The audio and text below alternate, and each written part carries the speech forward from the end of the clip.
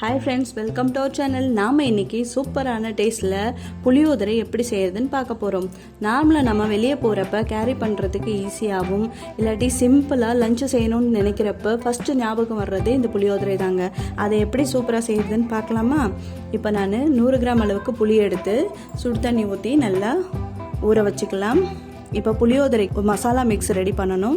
அதுக்கு ஒரு பேன் வச்சு சூடானதும் அதில் 1 ஸ்பூன் தனியா, 1 ஸ்பூன் கடலைப்பருப்பு, 1 ஸ்பூன் உளுத்தம்பருப்பு, அரை ஸ்பூன் மிளகு, 1/4 ஸ்பூன் வெந்தயம் சேர்த்து ஸ்டவ்வை சிம்மிலே வச்சு ட்ரை ஃப்ரை பண்ணிக்கலாம்.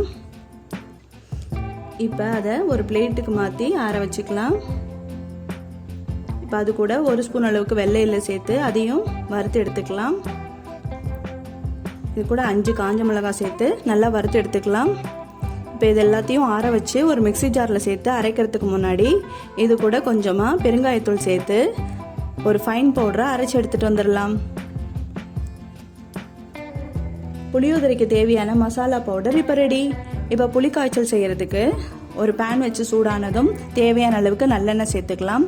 இது கூட 1 ஸ்பூன் அளவுக்கு வேர்க்கடலை, 1 ஸ்பூன் கடலைப்பருப்பு, 1 ஸ்பூன் உளுந்தம்பருப்பு, கொஞ்சமாக முந்திரி பருப்பு ஆப்ஷனலுங்க. இது கூட 1 ஸ்பூன் அளவுக்கு கடுகு சேர்த்து பொரிய வச்சுக்கலாம்.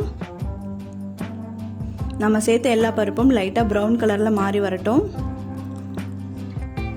இப்போ இது கூட 4 காஞ்ச மிளகாய், 1 கொத்து கருவேப்பிலை, அரை ஸ்பூன் அளவுக்கு மஞ்சள்தூள் சேர்த்து கலந்து விட்டுக்கலாம்.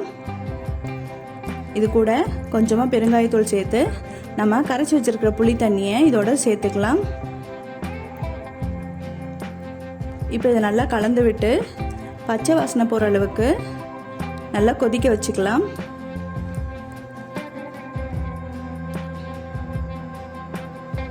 இப்போ இந்த தண்ணியெல்லாம் சுண்டி திக்காய் வரும். இப்போ சூப்பராக கொதிக்க ஆரம்பிச்சிருச்சு.